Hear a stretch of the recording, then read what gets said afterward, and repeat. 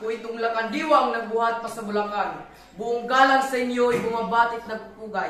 Taglay ko din ang pag-asang naway maging matagumpay. Patimpalak sa bigkasan, kung tawagay balagtasan.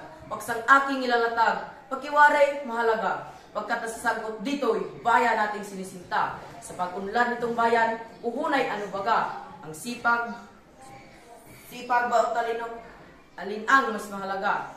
Kaya't yung lakandiwa ay muling nag-aanyaya ng dalawang mabigkas na mahusay at kilala. Ang hiling ko'y salubungin ng palakpak ang dalawa. Panig nila ihaharap ay suriin at magpasya.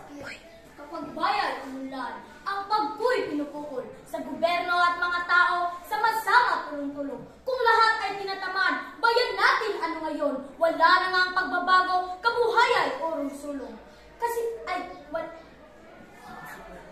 Kasi pagay puhunan nating lahat sa gawain, maliit man o malaki, mahirap man ang gampanin.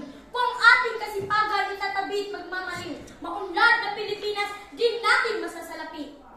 Ang Kuya Boy, inyong lingkod, isinilang na mahirap, at ni walang kayamanan, maaaring ilantad. Pamana ng mga magulang ko ay talinong hinahangad. Pamana nagtatanghal, puhunan sa pag-unlad. Sa gobyerno at lipunan, mga tao'y may puhunan na kanilang tataglagin habang sila'y nabubuhay. Ang galingi nagbubuklod sa pambansang kaliyaan, nagbibigkas na damdamin, makayaot makabayan. Matapos mahipayag ang panig ng matatalo, ay aming ihanda tayo na iyong talino. Bawat isa'y papalaot sa papanahong isyo, kaya't inyong timbangin upang inyong mapagsino. Sa tuwing may magaganap na halalan sa ating bayan, sinusuring kandidata may nagawang kabutihan. Kung anong kursong nakuha ay natapos ay hindi na inaalam.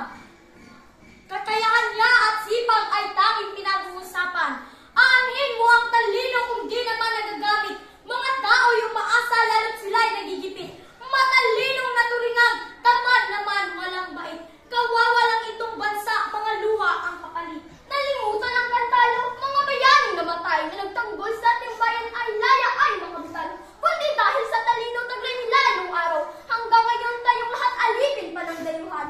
Mga nagre-presidente kung senador o congressman, lahat sila'y talino na di natin matawaran. Mga batas na ginagawa at pinatupad sa ating bayan, pinuhunan ang talino kahit sila'y naging gabay. Sa dami ng matalinong namumuno sa ating bansa, iba't ibang pagpapasya at maging paniniwala.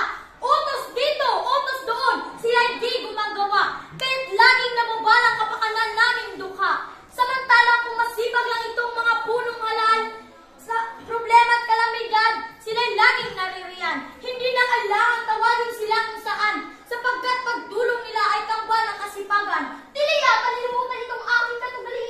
Sa pagtulong ay talino ginagamit lagi. Pag mayroong kalamidad, manloloko'y nariyan lagi. Kaya't anong mahalaga, ang talino'y pagbunyi.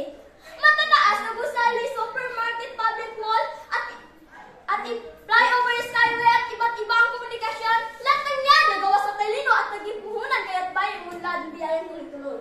Sipag ang kailangan, talino ang puhunan, matalino nga, tamad naman. Ang tao sa mga ginagamit ang talino para sumipag. Sipag, talino! Samit muna pinipigil niyo itong lakandiwa. Pagkatalo itong dalawang mahusay na makata, pagkat tila nag-iinit at kapwa di masawala, nilahad sa katwiran na katatak sa ating diwa. Ang talino ay biyaya at kayaman handog ng Diyos. Lagi natin magagamit sa mabubuting gawat loob. Kasipagan at talino, pagsamaning walang tuos. Kahit dapat na magsanay pag-isahing lubos-lubos. Ang talino ay siyang utak sa balangkas ng paggawa. Ang sipag na may siyang bisig sa planong binabadya. Kung ang isa'y nawawala, wala rin magagawa. Kaya't kapwa mahalaga, panalo siyang kapwa.